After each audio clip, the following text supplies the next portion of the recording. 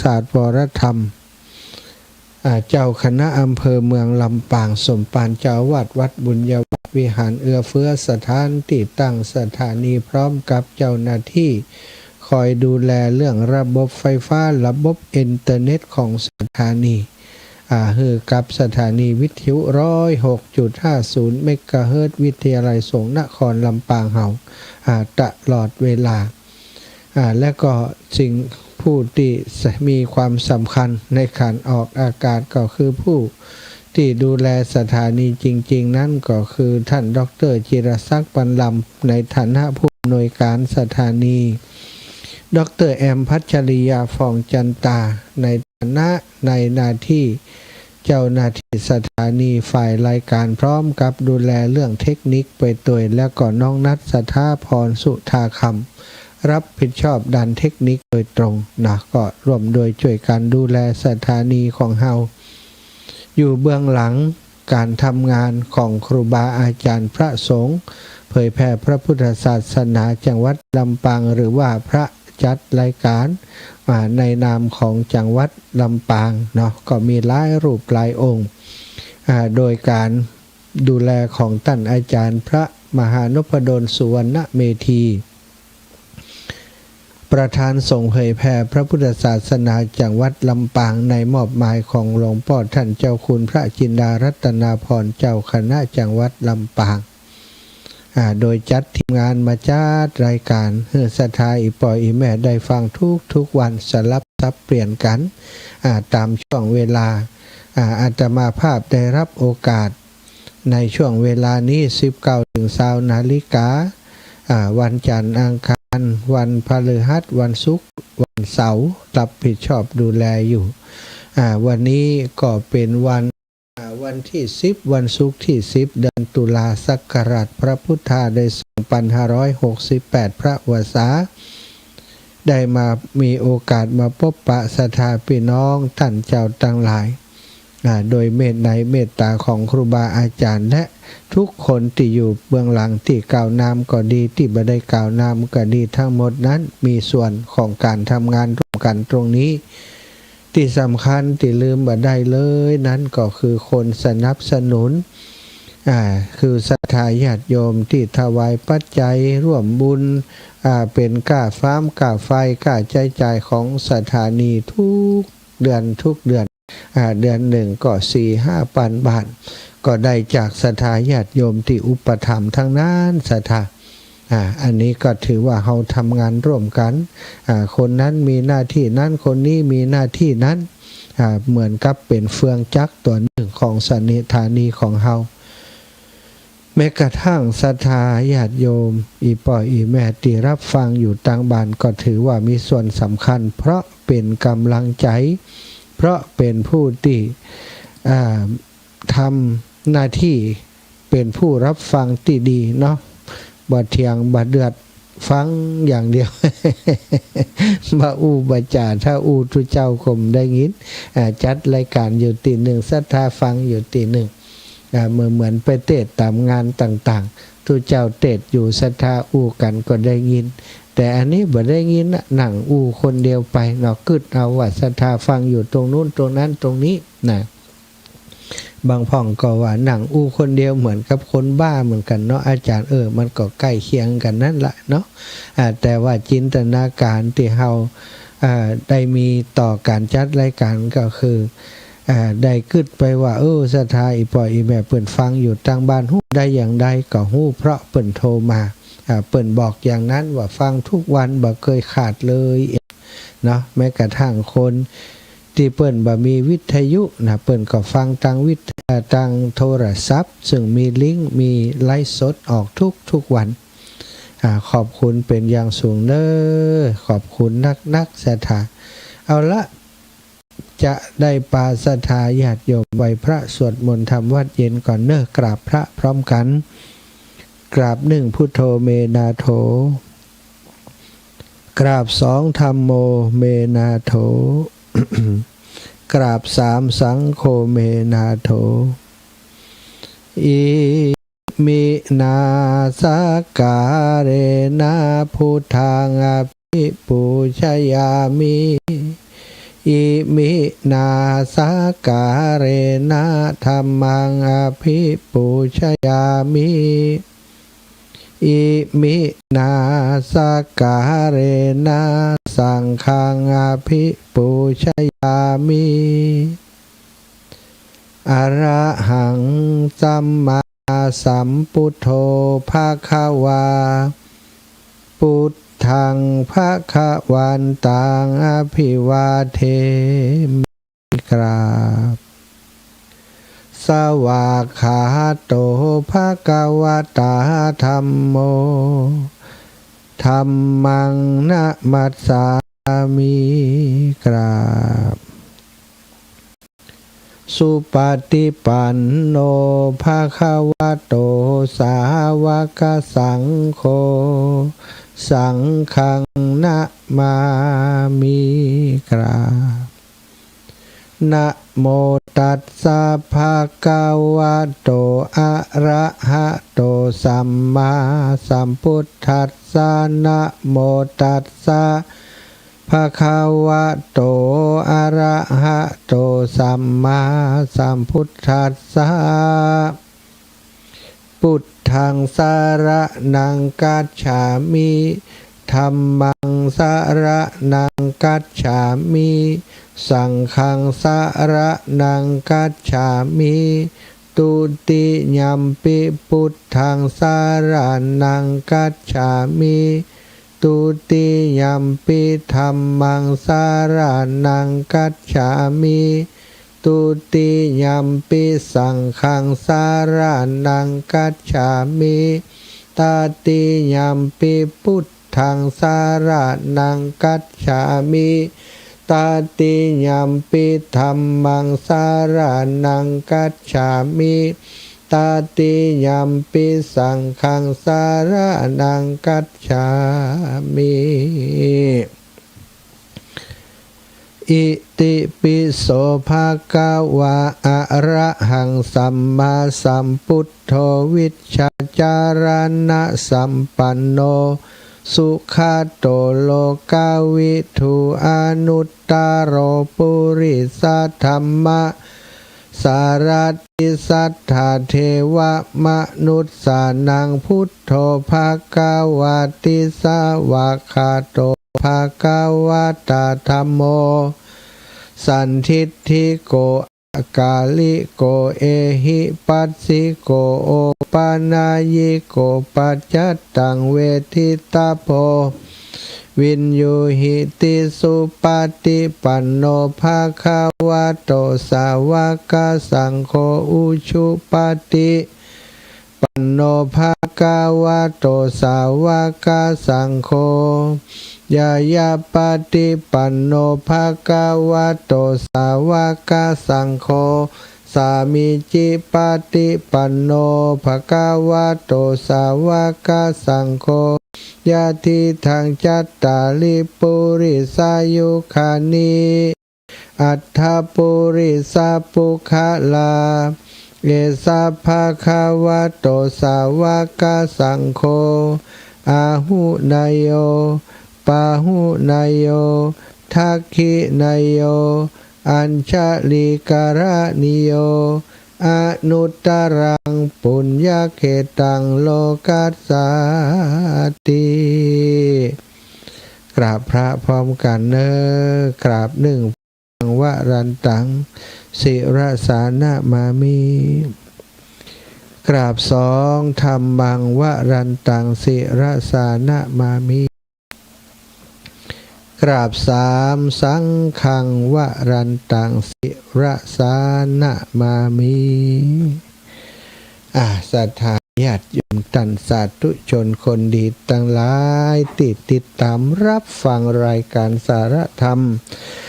ค่ำนี้แรงนี้ทางสถานีวิทยุก็ดีทางเฟซบุ๊กไลฟ์ก็ดีตลอดถึงติดตามทาง YouTube ซึ่งทางสถานีวิทยุ 104.50 เมกะเฮิรตซ์โดยเมตตาของหลวงพ่อท่านพระครูสมุวิทย์สุวัฒน์วรกิจโจ สมปานเจ้าอาวาสวัดฝายหินผู้อำนวยการสถานีวิทยุ 104.50 เมกะเฮิรตซ์ช่างเทคนิคเจ้าหน้าที่อยู่ในคนเดียวหมด กิจทำงานโดยตัวคนเดียวทุกตำแหน่งเนาะก็ได้เมตตาเชื่อมสัญญาณไปออกตังเจียงใหม่ตัวบ่ายไปบ่ปก็ตัดต่อไปลง YouTube เพื่อทุกวันสามารถติดตามในช่องทางของ YouTube ได้พิมพ์คำว่าสารธรรมยามค่ำโดยพระมหาสมชาติชาตะปัญโยก็จะขึ้นแล้วจะดูทาง Facebook ก็ได้แต่ Facebook นี่30 วันมันก็ลบนะแต่ว่าถ้าทาง YouTube นี่เข้าไปดูตอนใดก็ได้เวลาใดก็ได้ก็เป็นความรู้หรือว่าสารธรรมข้อคิดที่เอามาสะกิดเตือนใจเอามาแบ่งปันบักสามารถบักกล้าที่จะก้าวร่วงหรือใจคำว่ามาสั่งมาสอนมาอบรมเนาะถือว่าได้มาอู้มาจ่าเพื่อให้ศรัทธาได้ฟังเอาไปคิดไปตรองดูว่ามันเป็นอย่างอันก็นะหรือว่าเอานำไปใช้ในชีวิตประจำวันของเขาก็ได้เนาะเป็นข้อคิดสะกิดเตือนใจในทุกวันเป็นสาระปกิณกะธรรมเกี่ยวกับศีลพ่องตานพ่องเกี่ยวกับการประพฤติตัวประพฤติตนในด้านของความดีงามต่างๆเนาะศรัทธาอูกันทุกวันเดี๋ยวก็เอาเรื่องนั้นมาอูเดี๋ยวก็เอาเรื่องนี้มาอูสลับซับเปลี่ยนกันบ่ได้ซ้ำซากจำเจอยู่กับเรื่องใดเรื่องหนึ่งในแต่ละวันก็มาหัวแล้วแต่จะกึด แล้วแต่ว่าวันนั้นได้คิดถึงเรื่องอะไรอย่างอยู่แล้วก็ถ้าได้หันว่ามันเป็นประโยชน์ก็จะยิบยกมาเป็นนิเคปบทอุจากับศรัทธาญาติโยมก่อนจะนำสารธรรมมาสนทนาอุจากันวันนี้นะก็เอาบุญมาให้อนุโมทนาเนอะวันนี้อาตมาภาพได้ไปร่วมบุญนะการสืบตาหลวงนะของหลวงพ่อท่านพระครูนิวิตศิระสังพรเจ้าคณะอำเภอเวียงป่าเป้าวัดห้างต่ำก็เป็นครูบาอาจารย์ที่เปิ่นจัดรายการในคลื่นสีขาวจำบ่ได้ว่าวันใดวันพฤหัสเนาะ2 ทุ่มถึง4 ทุ่มนะหลวงพ่อเปิ่นจัดรายการในคลื่นสีขาวเหมือนกันศรัทธาอีพ่ออีแม่ทั้งหลายหลวงพ่อก็ประสบปัญหาเรื่องสุขภาพตั้งแต่วาสาเป็นต้นมาจนออกวาสานี้นะก็มีปัญหาเรื่องการเคลื่อนไหวการเดินต่างๆข้อเท้าท่านพลิกตอนที่วันเข้าวาสาพอดีนะไปดอยนางแก้วสามีจิกรรมที่หั่นนะข้อเท้าพลิกก็ทำให้เลื้อหลังมาจนถึงวันนี้บรรดาสานุสิทธิ์อันเตวสิกเจ้าทั้งหลายศรัทธาญาติทั้งหลายได้มีใจเป็นหนึ่งเดียวนิมนต์ครูบาอาจารย์พระสงฆ์องค์สังฆเจ้ามาสืบชะตาหลวงคือกับหลวงพ่อโดยการนำของท่านเลขาเจ้าคณะอำเภอเวียงป่าเป้าสมปานเจ้าอาวาสสมปานเจ้าอาวาสวัดอะไรอย่าง เวียงป่าเป้าหันราชทายญาติโยมวัดจัดดังเวลาอย่างอีมันลืมไปเฉยเลยวัดป่างิ้ววัดป่างิ้วท่านอาจารย์เป็นผู้อำนวยการเป็นผอ.โดยเป็นเลขาเจ้าคณะอำเภอโดยเป็นคนขยันขันแข็งนะเป็นคนที่ทำงานเก่งนะมาดูแลจัดการดำเนินการในกิจการงานในวันนี้เป็นที่เรียบร้อยบรมวลศรัทธาญาติโยมก็ไปกันนักกันหลายวันนี้เนาะศรัทธาครูบาอาจารย์หลวงปู่พระครูปฏิพันธ์ธรรมทินตุลุงแดงพระครูชนทักษ์พระครูอภิวัฒนพิกรมท่านอาจารย์พระมหาสมชาตินันทธรรมิโกท่านอาจารย์พระมหาเสาแก้วหรือว่าพระครูปริยัติรัตนโชตินะพระครูบวรธรรมาภิรามอีกหลายรูปหลายองค์รองเจ้าคณะอำเภอที่ปรึกษาเจ้าคณะอำเภอเจ้าคณะตำบลทุกตำบลก็มาทำปฏิบัติหน้าที่ทำสามีจิกรรมเนาะแล้วก็มูลาจตาคือกับหลวงพ่อเพื่อเป็นสิริมงคล ให้หลวงพ่อได้หายจากอาพาธโรคภัยไข้เจ็บที่เบียดเบียนอยู่ในขณะนี้เอาบุญทั้งหมดมาฝากสถานเนอะได้เดินทางไปตั้งแต่ตอนเจ้าและตอนเจ้าออกจากวัดก่อน6:20 นาทีสถาน20 กว่านาทีแวะหันแวะนี่นะเอาแวะบินทบาทที่บ้านห้วยฮีสีดอนใจอนุโมทนาบุญกับโยมแม่ทั้งหลายนะพี่น้องบ้านห้วยฮีบ้านสีดอนใจถวายปัจจัยร่วมบุญ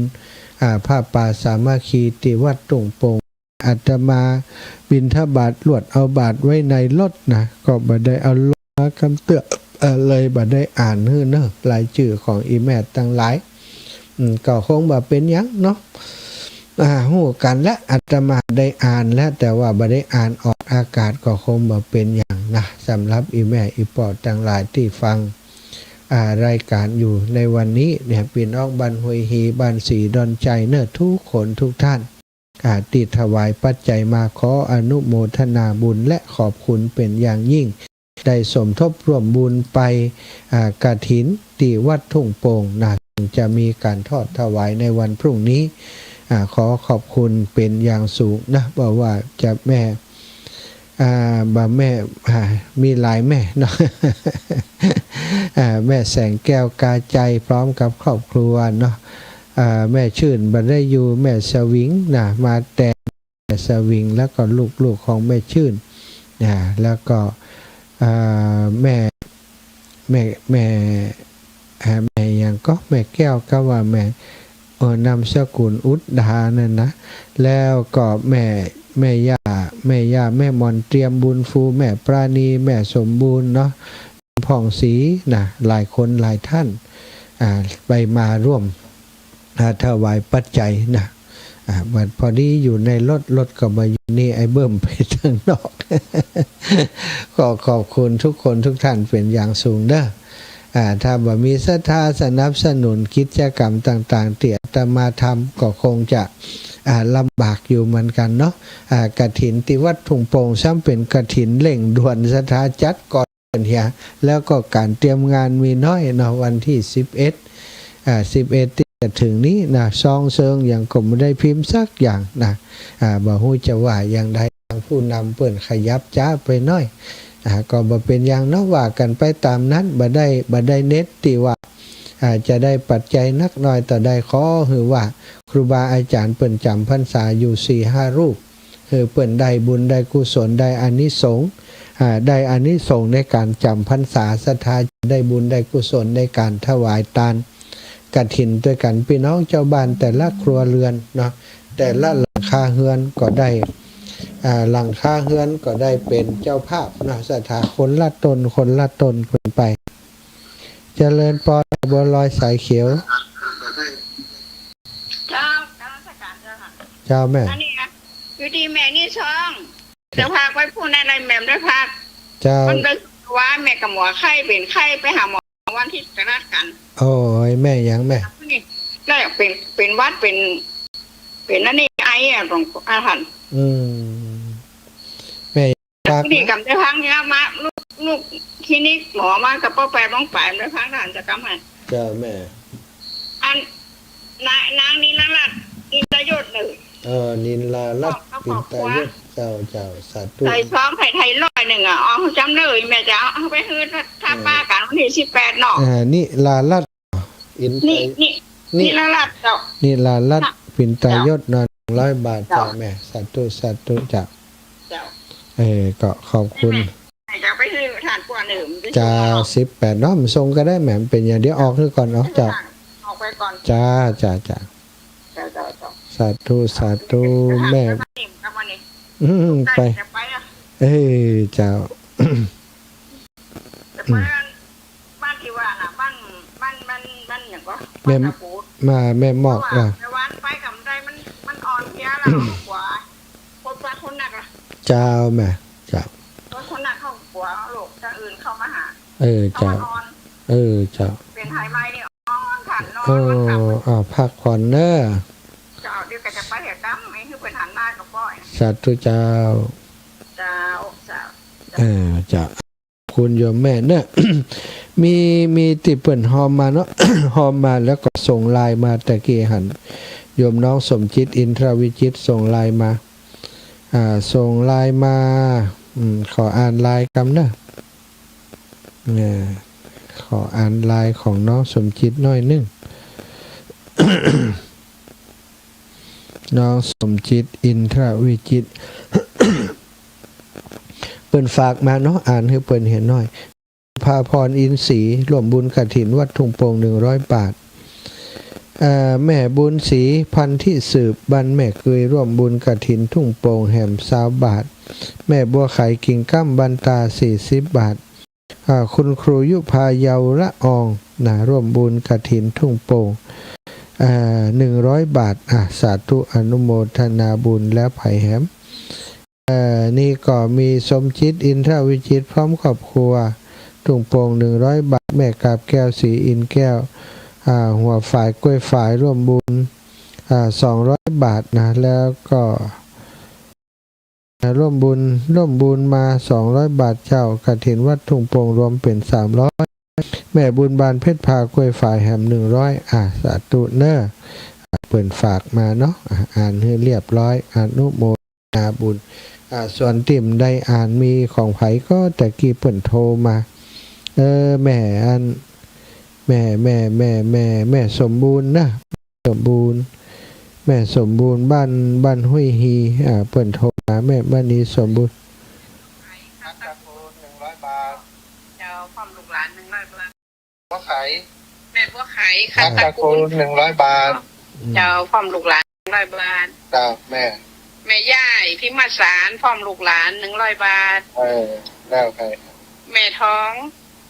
20 บาทพิมพ์สารกันพิมพ์สารเนาะ20 บาทเปิ้นว่าโหอันแม่ป้านี้สาธุนะท่านอื่นๆถ้าตกข้างไผไปก็บ่ต้องถือสาเนอะบางครั้งบางทีเฮามาแล้วเนาะเฮาบ่ได้คิดว่าจะต้องให้มาประกาศแต่ว่าถ้าประกาศหมดบางครั้งบางทีอย่างออกอีแม่อีปอดทั้งหลายนะเวลาบ่ได้อู้หยังกันเนาะ ขออู้สักหน่อยนะมันจะงอมถ้าบ่ได้อู้อย่างเป็นสาระเนาะพระอาจารย์เจ้าน้องหอมกฐินทุ่งโป่ง200 บาทเจ้าโอนมาแล้วเนาะโยมน้องอรพินรามบุตรเนอะสาธุเนอะอันนี้เป็นวันยอดกำปันตาเตือนเนอะแม่ยังเปิดสายกำเตือนเนาะศรัทธาขอนำสารธรรมแบ่งปันสักเล็กน้อยก่อนนะพระพุทธองค์ทรงเตือนเรื่องเกี่ยวกับการปฏิบัติตัวในชีวิตประจำวันของพุทธศาสนิกชนของหมู่เฮาเจ้าขาดทั้งหลายนี้ว่าเฮาบ่ควรคลุกคลีกับสัตว์หรือว่าสังขารอันเป็นที่รักหรือบ่เป็นที่รักบ่ควรจะคลุกคลีกับสิ่งอันเป็นที่รักแล้วก็สิ่งที่บ่เป็นที่รักก็เท่ากับว่าสิ่งที่ฮักก็ดีสิ่งที่บ่ฮักก็ดีเนี่ยบ่ควรจะคลุกคลีกับสิ่งเหล่านี้อธิบายว่าบ่ควรเกลียดหรือว่าบ่ควรเกลียดหรือรักในสิ่งใดสิ่งหนึ่งที่ควรทำคือการวางใจให้เป็นกลางวางเฉยด้วยอุเบกขาด้วยอุเบกขาญาณในอารมณ์ในความรู้สึกต่อสิ่งที่เป็นที่รักก็ดีสิ่งที่ฮักบ่ชอบก็ดีวางใจให้เป็นกลางวางใจให้เป็นกลางสงเคราะห์คนที่ควรสงเคราะห์แต่บ่ฮักบ่เกลียดเพราะอย่างสถานที่ทรงสอนบ่ฮือฮักบ่ฮือเกลียดกับสิ่งปรุงแต่งสิ่งต่างๆทั้งหลายบ่ว่าเป็นคนหรือว่าสัตว์ต่างๆเพราะว่าสิ่งที่เป็นที่รักก็ตามสิ่งที่เฮาเกลียดก็ตามสิ่งเป็นที่รักและสิ่งที่เฮาเกลียดชังต่างๆนั้นเฮาก็ต้องพลัดพรากจากสิ่งอันเป็นที่รักเป็นธรรมดาต้องประกอบถ้าเฮาบ่ชอบสิ่งใดหรือว่าเกลียดสิ่งใดก็ตามเฮาก็ต้องเจอกับสิ่งนั้นอยู่เป็นประจำสิ่งถึงสองอย่างบ่ว่าฮักและเกลียดถ้าเฮาฮักวันหนึ่งที่เฮาสูญเสียสิ่งอันเป็นที่รักไปหรือว่ามีคนมาแย่งมาชิง สิ่งอันเป็นที่รักของเฮาไปอย่างเงี้ยสัทธาเฮาก็เสียใจเฮาก็ทุกข์ใจเฮาก็อยู่บ่ม่วนบ่นั้นบางครั้งบางทีถ้าถูกแย่งของรักของชอบใจไปบ่ว่าจะเป็นหยังศรัทธาญาติโยมเนาะสามีภรรยาถือว่าเป็นบุคคลอันเป็นที่รักถ้ามีใครมารบกวนมาแย่งมาชิงไปเสียทองท่วมหัวบ่ยอมเสียผัวฮื้อใครยิงมันเสียเลยดีกว่า บ่ยะคนเดียวก็จ้างเขาจัดการเสียเลยดีกว่านี่บางคนบ่อาจจะบัดถึงกับทำอย่างนั้นแต่ว่าความทุกข์ที่เกิดขึ้นจากการที่ของรักของชอบใจได้สูญเสียไปได้ถูกแย่งชิงไปได้จมอยู่ความทุกข์ความทุกข์ใจอยู่ตลอดเวลานี่แล้วก็สิ่งที่บ่ชอบก็เหมือนกันซะท่าบ่ชอบหน้าคนนั้นบ่ชอบหน้าคนนี้สมมติว่าบ่ชอบกับคนที่เป็นเพื่อนบ้านอย่างมันแปลกหนาดยิ่งเฮาบ่ชอบมันยิ่งจะปะกันมัน เปิดประตูมาปะกันแหมแล้วจ้าเอแหมแล้วนะนี่ไปกาดเดินซื้อของอยู่นี่ไปจ้าเอกันทำไมเนี่ยอันนี้คือสิ่งที่เฮาได้เผชิญอยู่ตลอดเนาะกับสิ่งเหล่านี้เพราะฉะนั้นพระองค์จึงทรงสอนว่าต้องใจให้เป็นกลางกับอารมณ์กับความรู้สึกต่อของที่ฮักที่ชอบใจและของที่เฮาบ่ชอบใจมันเป็นธรรมดาของปุถุชนซะท่ามนุษย์เฮาที่ยังมีกิเลสหนาอยู่นี้นะยังมีความฮักความโลภความโกรธความหลงเหล่านี้อยู่ในจิตใจของเฮานั้นมันจะต้องมีสิ่งเหล่านี้เกิดขึ้นอยู่เสมอมีของที่เฮาฮักมีของที่เฮาชอบใจบ่ว่าจะเป็นวัตถุสิ่งของมนุษย์คนหรือว่าสัตว์ต่างๆที่เฮาฮักถ้าเฮาสูญเสียก็จะมีความรู้สึกว่ามันบ่ม่วนใจเนาะเหมือนสัตว์ตายสัตว์ที่เฮาฮักถ้ามันตายก็ยังให้บางคนให้หมาตายแมวตายให้แล้วก็พ่อตายแม่ตายยังมาให้อย่างอีสัตว์ตายนี่ให้บางคนก็ บ่ใจบ่ฮักพ่อบ่ฮักแม่นะแต่ว่าบางทีความผูกพันที่มีต่อสัตว์เลี้ยงเนี่ยเนาะอินดูมันอย่างอีเป็นต้นนี่เล่นกับมันถึงวันเนี่ยมันเปิ่งเฮาเองเนาะพอมันตายไปมันเหงาบางคนถึงกับให้นะกินข้าวบ่ลำไปหลายวันอันเนี้ยคือของที่ฮักของที่ชอบใจแล้วมันถ้าเฮาไปฮักอย่างก็ตามเด้อซะท่าวันหนึ่งเฮาจะต้องพลัดพรากจากสิ่งที่ฮักนั้นบ่วันใดก็วันหนึ่งอย่างเฮาเลี้ยงสัตว์นี่อายุหมาอายุแมวมันบ่ยืนเนาะอายุมัน10หมานี่10กว่าปีนะแมวก็ประมาณเดียวกันนี่ค่ะประมาณเนี้ยเนาะแล้ววันหนึ่งมันก็จากเขาไป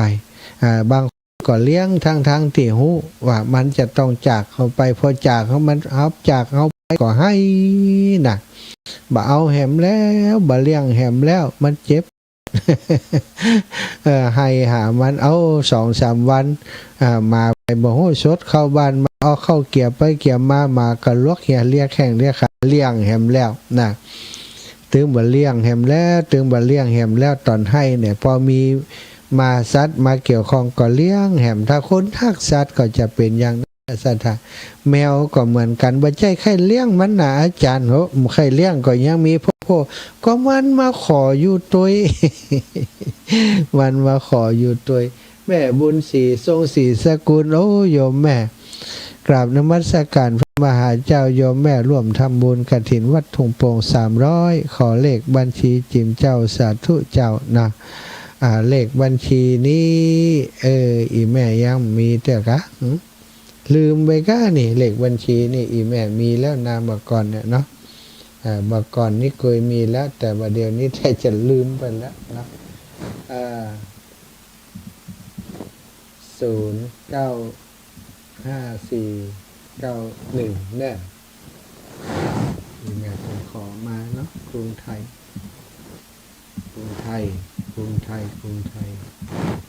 เรียบร้อยส่งไปเลยเนาะ แต่ถ้ามันเป็นอย่างอี้นะคนเฮามันก่อนซ้ำแล้วซ้ำแหมเนี่ยความทุกข์ที่เกิดกับเฮาเพราะของรักของชอบใจนี้มีอยู่เป็นประจำ สัตว์เลี้ยงนะก็มีส่วนเข้าของเครื่องใจไออย่างต่างๆกันผู้หญิงบางครั้งบางทีนี่ชอบเครื่องประดับนะชอบเครื่องประดับกาไออย่างกานี่เครื่องประดับหายก็ดีมีคนมาลักมาอย่างไปนี่ก็ร้องไห้เสียอกเสียใจหรือว่าขยับขึ้นมานะมีลูกมีเต้าก็มีความผูกพันกับลูกกับเต้านะมีความผูกพันกับสามีภรรยาวันหนึ่งถ้าเฮาสูญเสียบุคคลเหล่านี้ไปซะเถอะมันทำใจยอมรับบ่ได้มันทำใจลำบากบางคนเป็นโรคซึมเศร้าไปเลยนะเป็นโรคซึมเศร้าบะปักบะจ๋าอย่างต่างๆชีวิตนี่เปลี่ยนไปเลยก็มีซะเถอะหรือว่าติดตรงกันข้ามติดกล่าวไปตะกี้ของที่บ่ชอบใจของที่เฮาบ่ฮู้บ่ชอบอันนี้แล้วขอเอามาในบ้านโอ้มันตึงม่วน หรือว่าคนที่เฮาบ่ชอบคนที่เป็นศัตรูกันด้วยเหตุหยังก็แล้วแต่เตอะเนาะบ่ถูกกันคิดพ้องมองใจกันเรื่องนั้นเรื่องนี้นี่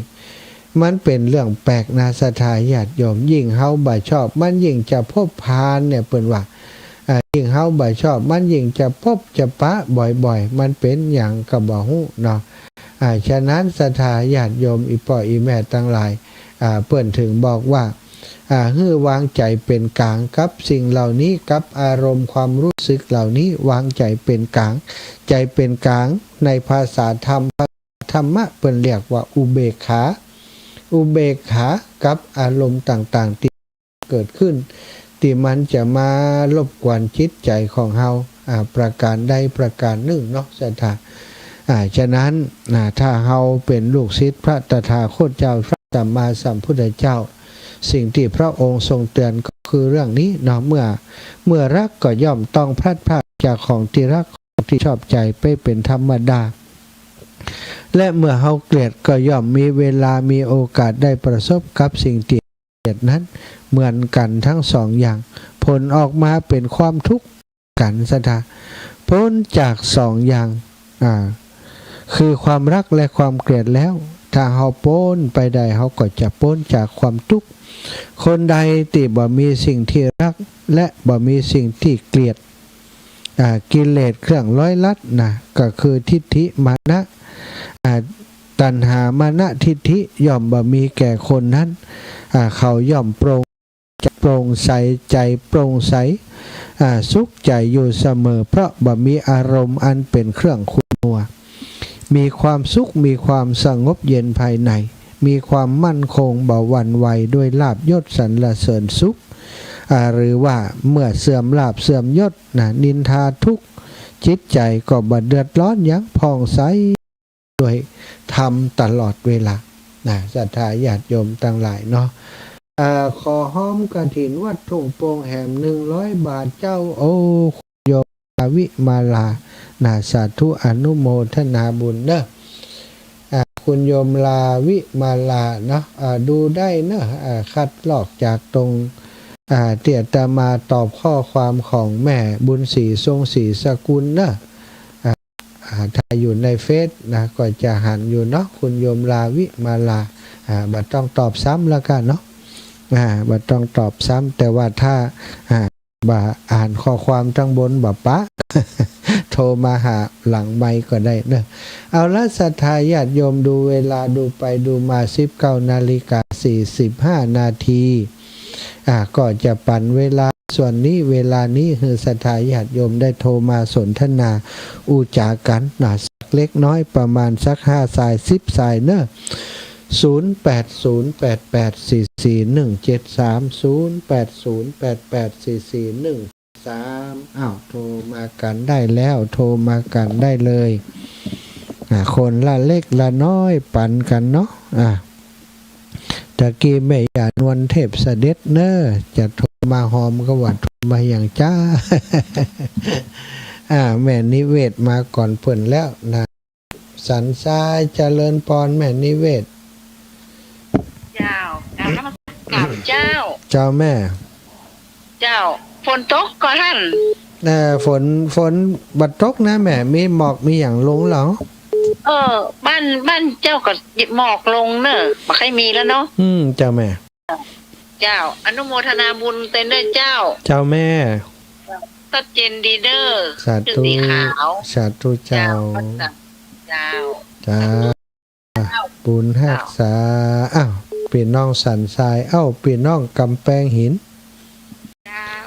ร้อยสะเก็ดเด็ดสะกอยเจ้าแม่เจ้าแม่กระถิน200แล้วมันผูกแม่จะโอนเฮอเนอร์เจ้า200นอเจ้า200เจ้าเจ้าบุญรักษาเนอตอนควายน้อยเนาะเจ้าได้แม่เจ้าตานบ่ายโมงพุ่นแม่ตานบ่ายโมงแม่มาจะไปถ้าโอนมาแรงนี่แล้วก็พอดีแม่ไปลกหญ้าในสวนดอกเนี่ยการได้แล้วกะเนี่ยการได้แล้วกะวันนี้นี่ระวังเนอะงอมาได้กูเดือดมันเก่งได้เนาะเจ้าลองไปหนังเนี่ยลกหญ้าในสวนดอกไม่อาประอุกเนาะได้อยู่เนาะได้อยู่จัดนี่วัดผูกคนควายน้อยเนาะจัดทุเจ้าแม่เจ้ายายพรเจริญพรมาชการเจ้าวันผูกก็จะทำบุญวันเกิดวันนั้นชื่อจะต่างละเขาคุยนั้นคุยอย่างขนาดจ่อยจะเปิดอยู่ดีนี่ชุบเขาคุยอย่างว่าทันจำนั่นเปิ่นหยาไปแล้ววันนี้วันนี้เรียกว่าวันที่11นี่ลูกว่าไปเปิ่นว่ากันวันที่10ตัวนึกอะฟัง11ที่ไหนเจ้าสาธุตกข่าวแล้วยายพรเจริญพรแม่บุญเกียรติเจ้าสาเจ้าฝากแม่คำมีเด้อจ้าแม่คำมีกลับไปเนาะเจ้ามีอยากสีนอนไปเต้กันจ้ะลุงย้องเนี่ย100เจ้าคุณแม่ก็แหละเจ้าตู้ลุงแบบมาต้องป้ากันด้วยรอไปแม่วันที่19หากันนอเจ้าแม่เจ้ากฐิน100สาธุบุญรักษาแม่อยู่ดีมีสุขเนอะศรัทธาญาติโยมทุกคนทุกท่านที่ให้หอมมาเนอะก็ขออนุโมทนาขอบคุณในน้ำจิตน้ำใจร่วมบุญร่วมกุศลกันมาเจริญพรแม่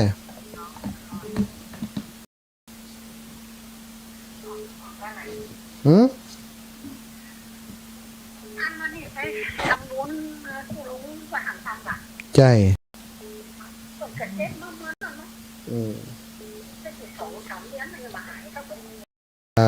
ธรรมดาเท่าแก่แล้วสังขารเป็นอู้มันแม่ทั้งกรรมเนี่ยเป็นแม่กระเลิดนั่นนะเขาแค่สี่ร้อยแม่ล้างแก้วนี่นะเจ้าเป็นกระบอกกูฟังแล้วนะเจ้าสัตว์นี่หลายก็เจ้าสาธุนะแม่นะเจ้าเจริญพรแม่เพนนะลำปูนการเจ้าพระอาจารย์เจ้าแม่โอนตังค์แล้วแน่100 บาท10,000 บาทเจ้าได้รับแล้วอาจารย์เจ้าตอนเจ้าในอากาศลมวันนี้แล้วเนาะใจสีจะหนาวแล้วนะนอนเนี่ยไปเผลอเนี่ยถ้าบอกห่มผ้าดิ่มดีเหมือนกันตะวันนี่ก็เริ่มตกไวเห็นนะใจมันหนาวแล้วไหมเจ้าสาธุนะแม่เนอเจ้าสาธุขอบคุณหลายๆว่ายังใดโยมแม่อาจารย์เจ้ากี่โมงเบิ่มจะไป7 โมง8 โมงนี่กันไป7น่ะมันกำลังยุ่งอยู่แม่8 โมงไปจ้ะไปมาขวายเห็มนะไปฮับที่อื่นเห็มนะมันจะกับแม่นะแม่น้อยแม่เนยเห็มนะ อูกับเบิ่มเนอะแม่มีเบอร์เบิ่มอย่านัดกันเอาเอง มี แม่นัดกันเอาเองเนอะนัดลูกบ่าวให้แม่คนเดียวสาธุเจ้าเจริญพรแม่การเรียน อ๋อกี่โมงค่ะ ผมจะไปนะเจ๊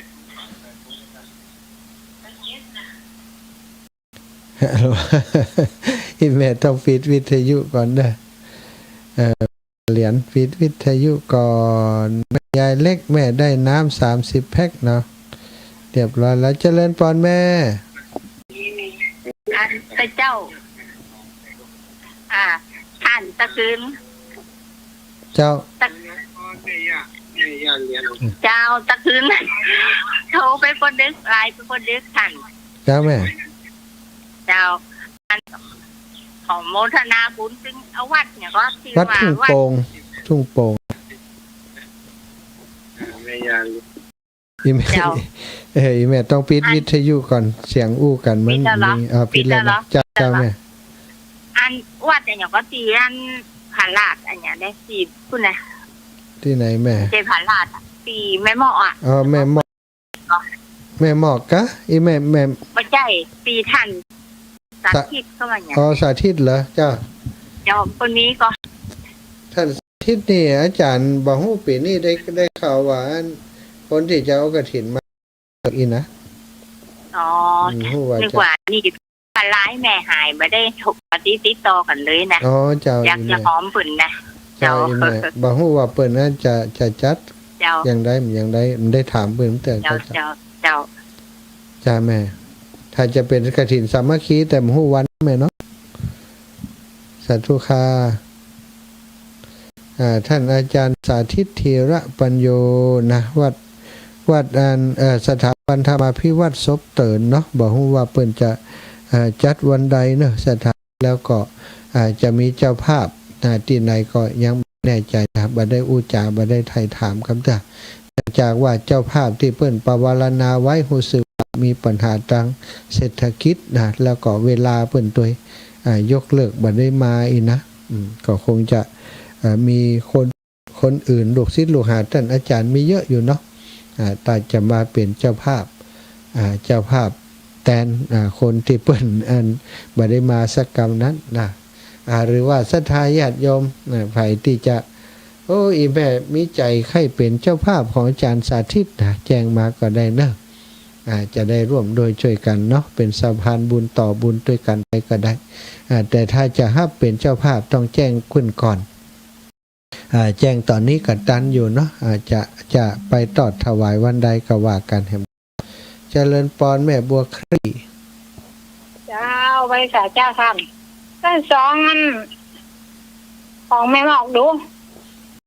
เอาไปวันนั้นเอาแหละ เอาไปวันที่ไปนะครับแม่จ้า ข้องใจนี่ ของ นี่ เนี่ย แหม่นั่นข้องใจได้แหม่บลอไปแล้วนะเจ้าภาพมันอยู่ใต้อีไหนเนี่ยกะเนาะ กะ ไปประชุมกันอยู่ เจ้าประชุมล่ะ จะไป จ้า พอดีมันวงใจกันงานจบปอาจารย์นันลีปอาจารย์นั่งเดิมมัน เจ้า จะเผาวันปุก เจ้า อะไรว่าไม่ได้ไปเลยว่าโอนไปในวัดตรงปงเจ้าที่เธอนี่เพราะว่าอย่าหารถไปเจ้าดีครับ ถ้าจะได้กล้วยนั่นกันนะเนาะไปปะกันที่ไหนเนาะ เจ้าแม่เจ้าในโลกของที่มันหา ทุกค่ะ สั่งสองแต่ว่าไม่ขายเปล่า เนี่ยลึกหลวงจ้ะหาเรื่องลึกหลวงจัดตู้จะจะไปเป็นอย่างจัดตู้ค่ะถ้าญาติโยมนะช่วงนี้ก็มีเรื่องของกฐินมีหลายวัดหลายวาเนอะหอมหั่นน้อยนี่น้อยก็เปาะเนาะบ่ต้องเน้นอย่างนักละกฐินต้องทำความเข้าใจว่ามันเป็นเรื่องของสตางค์ต้องมาอวดเรื่องสตางค์นักได้น้อยได้ต่อฮือก็ได้เป็นประโยชน์กับวัดกับเนาะบางทีบางแห่งเปิ้นได้เป็นล้านเป็นหยังก็แล้วแต่เปิ้น เจริญปอน เจ้าพี่อย่างก็ของแม่จันทองผู้ชื่อ100เจ้า แม่จันฟองผู้ชื่อ100หน่อเพิ่มมาเนาะ บ้านสำเภา อืม ใจบ้านผ่อนเนอะ สำเภาเจ้า เจ้ามันผูกไปถึงปุ่น8 โมงขนาด เจ้า อยู่หันหรอ เจ้าสถาญาติโยมเด้อวันพุกนี้จะไปทุ่งโป่งวันพุกวันฮือวันที่12นี่ไหนเนาะ11 12บ่แน่ใจเนี่ย12นี่มันแน่ใจ ถ้าไผมีแจ้งมาบอกเฮอจิมเนาะของไผตรงกับวันที่12ถ้าฮู้จักมักคุ้นกันแล้วก็อยู่บักไกลกันก็จะไปแอวหาเนาะ12ของแม่สวัสดิ์นะโยมแม่สวัสดิ์วันนั้นได้บอกว่าจะไปหาอีแม่เนอวันเสาร์3เอาไปเอามาพอในรายการว่าหับปากว่าจะอันไปของท่านตุปีเก๋อีแม่ก็เลยว่าเดี๋ยวนี้จะไปหาอีแม่สวัสดิ์บรรลุกนี่ใครจะไปวันที่22เนาะแม่เนาะไปหายไปหอมไปแอวหาหมู่แม่เขาที่22นะไปวันที่22เปิ่นดาเนาะพอดีไปแอวหาเปิ่นวันดาวันที่22แม่สวัสดิ์แม่สวัสดิ์บรรลุกน่าจะไปวันที่22วันที่23ติดที่จะต้องไปของท่านตุติวัดนั้นวัดห้วยแหนบุญสถานแจ้ห่มบุญน่ะเนาะว่ากันไป23